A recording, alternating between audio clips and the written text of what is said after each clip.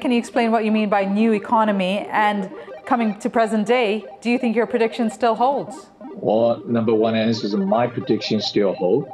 I probably even will double down. My new economy definition referring to whatever can transform all economy activity through the digital technology to a more efficient, sustainable, and an environmental friendly society. Think about delivering a ton of value. Think about being obsessed with your customer, knowing the problem inside and out. Hello and welcome to Connected. I'm Divya Gopalan. How do you define startup success? For many founders, it could be their exit. It might mean selling the business for a lucrative sum. Or for others, taking the company public. There's also the flip side of that, which is reaching unicorn status. That's a privately held company valued at over $1 billion.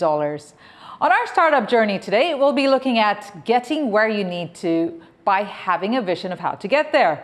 And joining us to share their insights, we have Alex Lee in Taipei. He's the co-founder and CEO of Quantum International Corp, or QIC. He's a leading investor in Taiwan's capital markets and an influential advisor to startups, large companies, and global investors.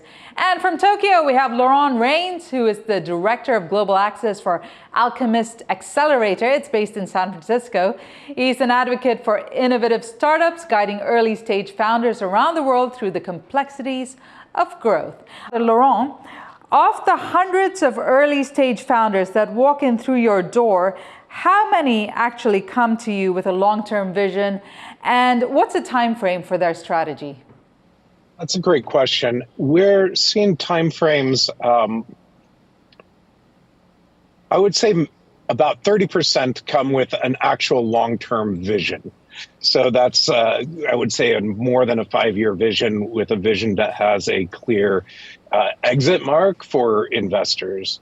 And when I think about those that actually have a strategy for growth, we're mostly dealing with international startups, and they have a strategy of global expansion to the United States as an initial first market, to go outside of their home market, which can be the right choice, but is not always the right choice. So we try to guide them in evaluating those market options and deeply understanding the US market and the role that it may play in their growth journey. All right, we're going to talk about that growth journey a little bit more as we get into the program. But Alex, first, your firm, QIC, offers capital market solutions. They connect Taiwanese companies to global investors, and many of those companies grew out of startups, I believe. So when is a good time for a startup to look to capital markets for their exit strategy? Taiwan is very well known for the startup company.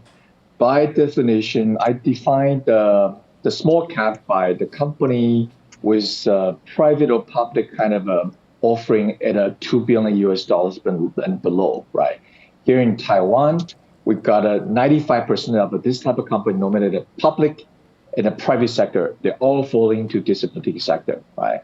So the companies start moving into the public market. I would normally say 3 years before the private company, moving into the public sector. This is where the founders should consider so-called exit. Either go for the public equity market because the rule and the discipline is very straightforward. There are 2,000 public companies trading here in Taiwan. Or they should consider the separate kind of exit by selling the company to some other bigger company. So 3 years before the IPO or at a certain kind of operational level, this is where the founder is supposed to consider next step. Interesting. Now, before we go on, it is important to note that an exit in any form is more of an exception than the norm for most founders. That's because around 90% of all startups fail. Here is a breakdown of the most common reasons for failure. And topping the list are products that don't fit their intended markets, insufficient funding, and hiring the wrong talent for the team. Now, Laurent, your role involves having a bird's eye view of startup ecosystems in North America, Asia, Europe, and the Middle East. Now, do you think companies who understand or who have a better grasp of their end goal will fare better? I don't think it's the end goal. I think it's the companies that have a better grasp of their customers. So companies that clearly understand who they're selling to and why their customers want to give them money. And it sounds simple, but it's elusive for many founders, especially at an early stage. Those companies that are able to have a clear understanding of who their customer is, and they're able to get in touch with their customer all day long. That's another big indication of success. Over having an end goal of we're going to make $1 billion, we're going to IPO, or so on. If they can get in touch with their customer all day long, the rest will follow. Right. Alex, now 3 years ago, you predicted there will be over 100 new economy companies listed in Taiwan by 2031. You also said that 10 of those will be worth over $10 billion US, with 20 ventures over $1 billion. Now, firstly, can you explain what you mean by new economy? And coming to present day, do you think your prediction still holds? Well, number one answer is my prediction still hold.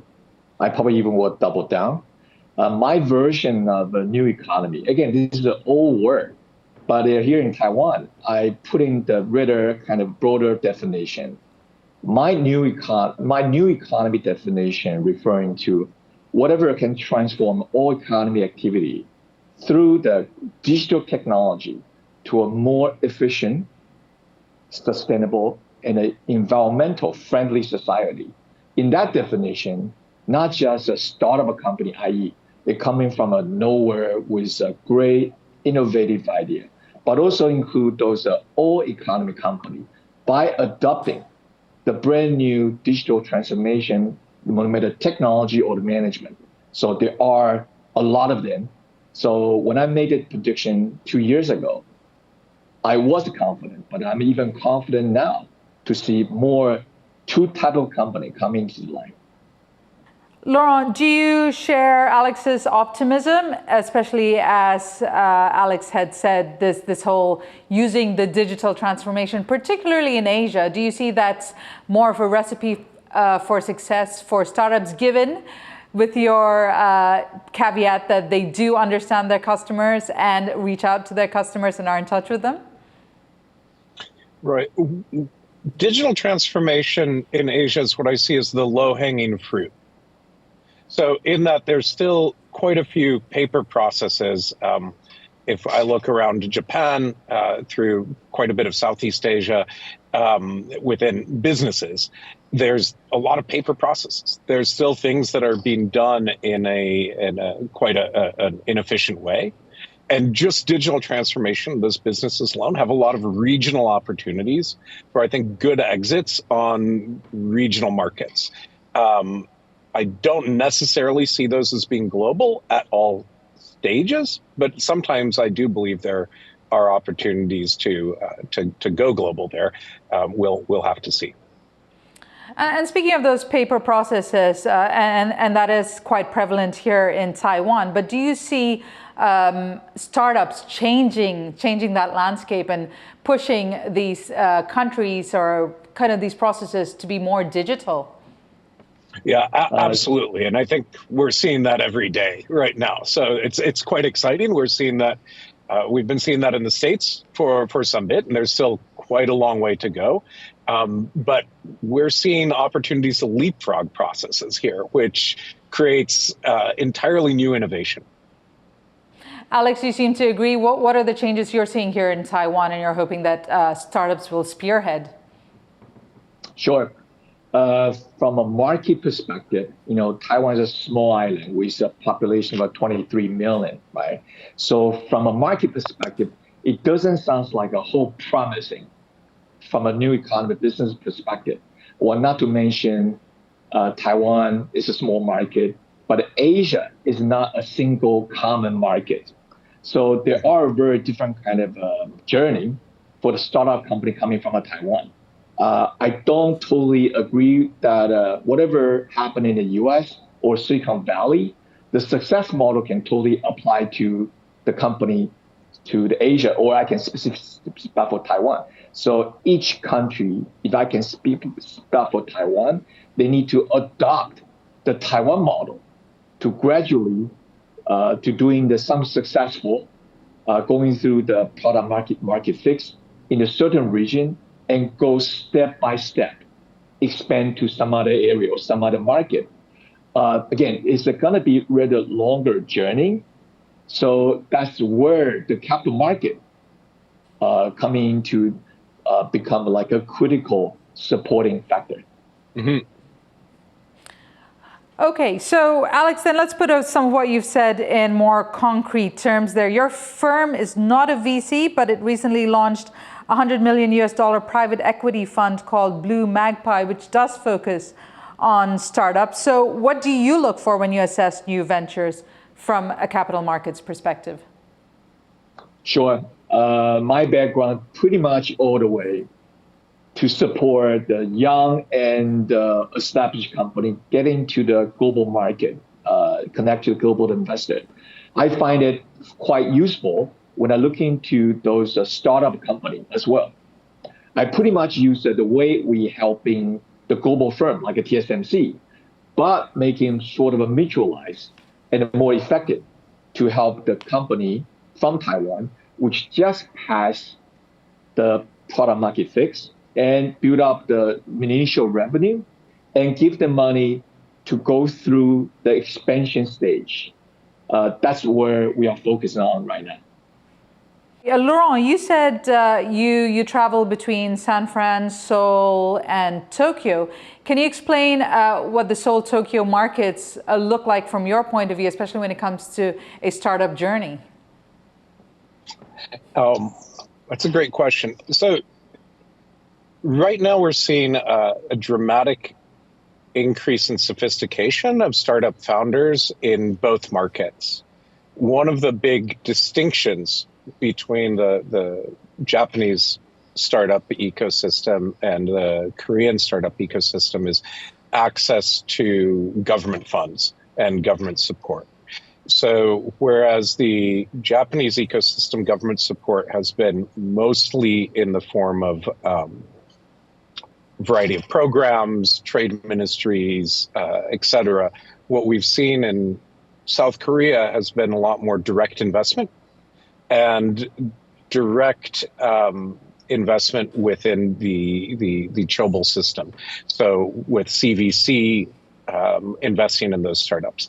And the reason I bring this up is that it has an interesting effect on both sides, where we are having a little bit of a hard time. At times, we have a difficult time understanding what traction is really being had within those. How many of those startups are actually startups and not consulting companies? And that becomes a little bit of a challenge, especially in the Seoul ecosystem. Okay, so it's no surprise that for most, the path to success is long and difficult. Now, the following graphic shows growth milestones for small cap companies which are listed in Taiwan. And you can see that it takes almost a decade on average to grow from $100 million in market value to $500 million. It then takes another 5 years for a company to reach $1 billion of market capitalization.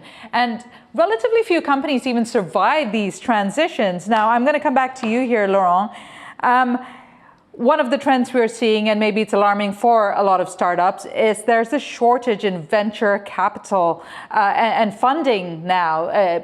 It was very different during the pandemic era, but now we're seeing kind of the amount of money tailing off, which means it's harder for startups to obtain funding. Now, is there anything you can see in the current ecosystem that should make startups a bit more optimistic about getting the funding or getting the resources they need to get their businesses up and running? Right. So I think there are glimmers of optimism right now in the US. Interest rates are appearing to be going down relatively soon, or the Fed has signaled that interest rates will be going down. And accompanying interest rates going down, we'll see more LP deployment into venture, is what we're hoping. Also, with the upcoming elections, we've seen a lot of VC pulling back a little bit and waiting to see what sort of regulation is going to come down, and especially within Web3 investment and investment, especially Web3 clean tech. And right now with AI, we're also seeing concerns in the United States about what's going to be the effect of regulation. Right. So, Alex, what is the scene here in Taiwan? Is there money out there for these startups to get their resources? And do most startups look to Taiwan or further, or to the US for their funding? Sure. I would say it depends on the stage in terms of the startup development, right? For the company at stage or before the stage A and the angel round, there's a lot of liquidity, a lot of money there for that particular stage of a company, right? So local funding at the early stage is not an issue. But when a company grows along for the better market, for the expansion, this is where the capital, growth capital, is really needed. Here in Taiwan, we've got a lot of cash. Just look at what happened in the capital market, right? The stock market performance among the top performer in the world. That tell you the money is not a problem, but how to convert the money or liquidity into the supporter to the risk taking in the form of either VC or PE fund to facilitate that kind of company. The facilitation is not totally there yet. That's why we want to set up a fund to specialize, to help the company grow into next stage of a growth expansion, including for those companies, particularly I got a plan to go beyond Taiwan. And even for a few companies, I won't say a lot of companies got a plan want to go global, including the market like the US. For that kind of a company, I will even suggest they should go reach the either US money or global capital, because that really beyond the scope of whatever local money can really support. Alex, this is something super exciting with your focusing on PE as opposed to VC. And Sure. This is a big gap that I've seen on funding global expansion or market entry attempts. When you're trying to fund market entry attempts with a VC type of model, it becomes a big challenge. And the fundraising story in the States becomes quite difficult, I think, for many of those international companies. And so we're increasingly interested in PE models, especially for a post-Series A round that actually allows for more intensive market entry motion to happen, where we're seeing market entry attempts anywhere from a $500,000 budget to $5-10 million budgets to enter the U.S. market, and that's outside the scope of a lot of VC. U.S. VC has a hard time buying that story, seeing the story in the hockey stick for a VC return at a Series A level, and there's not a sophisticated PE market that's willing to take those risks yet. So we're hoping to see more pioneers like yourself, essentially. Sure. We definitely, personally, I totally agree with your observation. In particular, if you look at, there are roughly about half dozen, like a Taiwanese software company or a startup company going up to US for the listing in the last 3 years. As a result, I can share with you, they are not performing great, right? Again, obviously, there are many gaps, even in the public equity trading market, because no matter culture, no matter of the product segment, they are not 100% falling to the global as well as the U.S. investor kind of expectation. So my firm, and based on my observation, yes, we encourage all companies go global, but from a market or from funding perspective, right? no matter from a regional or from a Taiwan specifically, that become the biggest kind of a gap. Whoever can support the company from a local or regional basis, say funding their working capital or funding their growth expansion, that will be considered most strategic before the company going public. Not to mention, again, this is a topic specific to Taiwan, since you mentioned that some government funding, some other market, the largest shareholder of a TSMC, which is like a national development fund, they also start changing the strategy. Instead of investing those startup by itself, they start funding all kind of PE and the VC, which is started from a Taiwanese investor and the CVC. I think that's a great change and a great catalyst for both, of course, for the people try to invest in this specific space, and a great news for the startup company here in Taiwan, and in particular for some company try to get a funding here in Taiwan. I would say that's definitely a great news to hear too. Right. I want to bring in another voice here. Eric Fung is the CEO and co-founder of Collega AI. That's a company which uses AI for social media marketing. And he told us about the different methods startups should apply depending on whether they want to be acquired or go public. Take a listen. If you're looking to get acquired as opposed to IPO or vice versa, if you're looking to go IPO, you're probably more focused on bringing shareholder value with your company, as opposed to product value if you're trying to get acquired, right? Because we know that when you go IPO, public opinion, shareholder opinion matters the most. And unfortunately, a lot of times, the optimization of your product doesn't necessarily equate to generating additional shareholder value. I would say investors now, whether they say it as such or not, the type of feedback they give to you and advice they give to you is more tailored towards product value as opposed to shareholder value, right? Because investors know that it's very difficult to exit. So they want you to bring immediate value as soon as possible. And you do that by building a great product. You do that by listening to your customers, finding product market fit, which takes a couple of years to do that as well too. Alex, we kind of touched on it, but your firm has produced research on Taiwan's new economy and TSMC supply chain sectors. Now, which factors will you be watching closely in Taiwan's startup ecosystem and capital markets? And given that, what advice would you have for a startup who is thinking further down the line about an exit strategy? Sure. Well, number one, it's always about the people. It's always about the founder and the team. I guess regardless of the culture and the country, this is the only one factor. If there's only one, that's the thing I'm always looking at. But specifically for Taiwan, because Taiwan is an island of all kind of hardware, right? To take advantage of this is a specific kind of trend. We love to look at the company, whether it can relate it to TSMC supply chain, which is a big trend in my opinion, because one of the predictions we ever made that based on public information,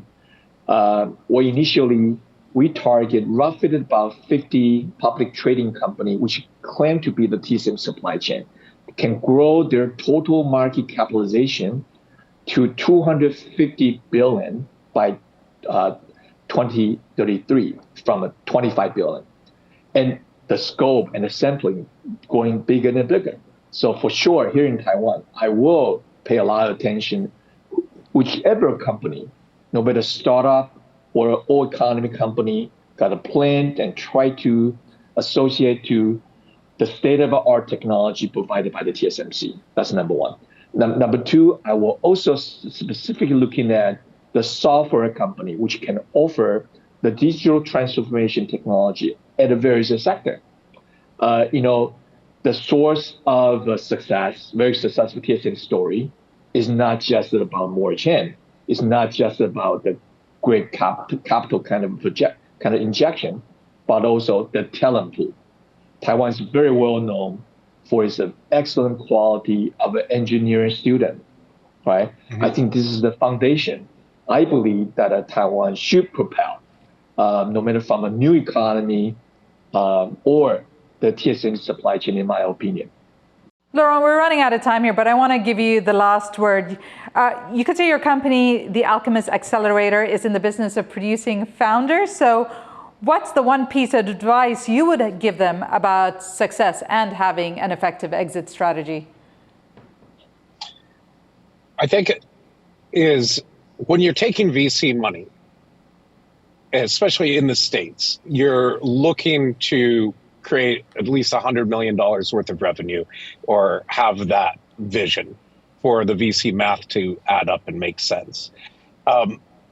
However, I think don't think so much about the exit strategy early on.